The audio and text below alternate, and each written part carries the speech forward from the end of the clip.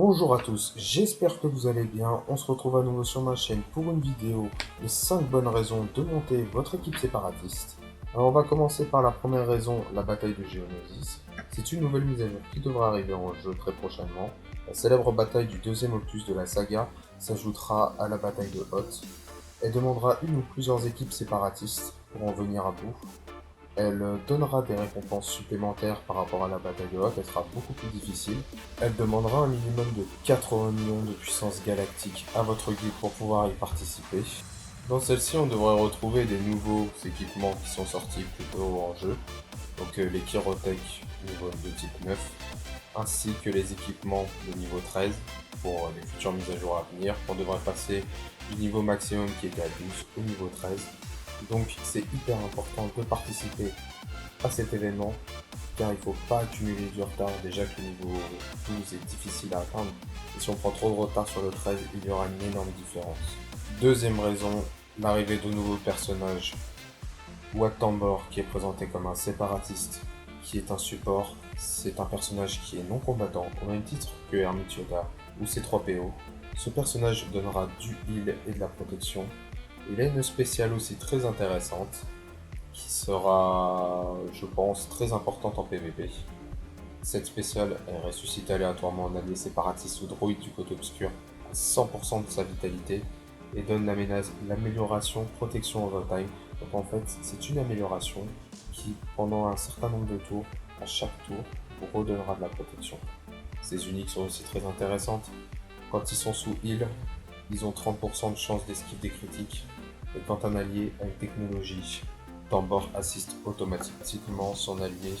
Et au niveau de sa deuxième unique, à chaque début de bataille, Wat Tambor gagne un tour bonus et l'accès aux technologies. Quand il en utilise une, la cible alliée gagne ses effets jusqu'à qu'il soit tué ou en fin de bataille. Je vous présente les trois types de technologies qui ont été annoncés sur le forum. Donc sur le forum, ils nous ont aussi présenté les synergies applicables avec Wat Tambor. Moi personnellement, je le vois plus avec l'équipe de Grevous actuelle. Donc Grevous, le droïde de K, le Mania Guard, P2, notre Gunray. Moi je vois bien avec ces personnages-là. Ça va leur donner encore plus de protection et de heal, donc elles seront encore plus compliquées à battre. Sur le forum, ils nous ont aussi présenté un nouveau Géonosien, Brodalpha, qui va apporter une capacité de leader qui manquait aux Géonosiens. Et une petite particularité, il invoque un tank géonosien dans votre emplacement allié s'il est disponible, ce qui est plutôt intéressant. En conclusion, les Géonosiens vont avoir une nette amélioration. L'arrivée de Wat Tambor était clairement un personnage que moi j'attendais, car vraiment il va apporter un énorme plus à l'équipe séparatiste. Troisième bonne raison, elle contre Revan. Sous le lit de Général Grevous, les séparatistes commencent à contrer Revan, pas à 100%, mais c'est déjà pas mal et ça peut servir à beaucoup de personnes en PvP. Vous avez dû le remarquer, en guerre de territoire, on se retrouve très souvent contre un compartiment composé uniquement de Revan. C'est vraiment un cauchemar pour tous. Si vous êtes à court de Revan ou de Dark Revan, c'est très compliqué à faire tomber ce compartiment. Donc là, clairement, Grevous devient une option pour contrer cette problématique. Donc là, je vais vous montrer sur son leadership une petite mention qui va être ajoutée, mais qui est très importante. Les ennemis verrouillés ne peuvent pas contre-attaquer. Ça, c'est vraiment intéressant contre une team Revan, mais aussi contre une team commandant Luke Skywalker. Clairement, c'est la petite phrase qui fait toute la différence et qui peut clairement vous faire gagner le combat.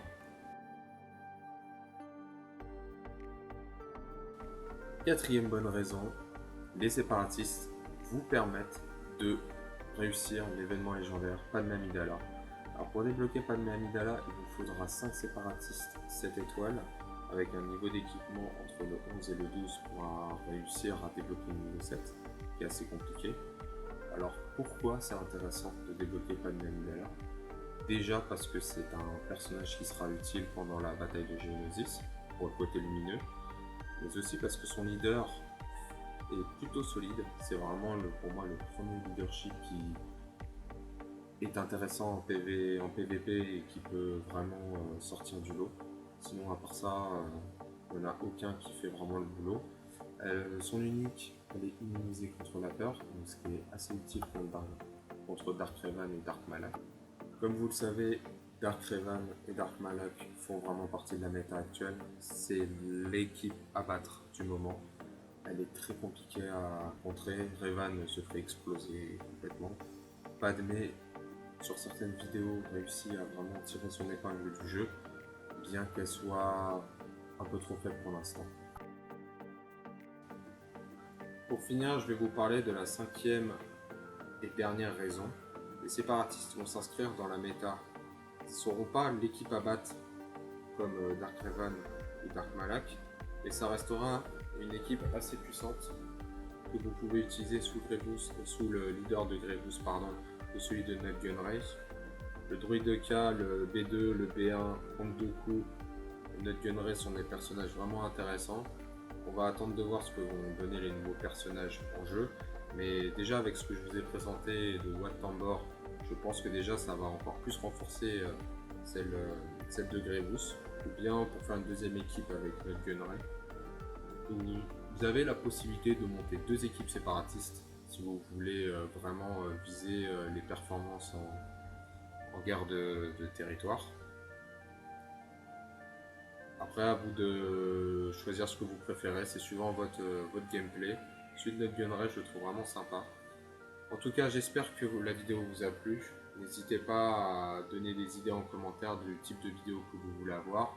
Je pense faire une série sur comment moduler certains personnages. Je vous dis à bientôt. Ciao, ciao.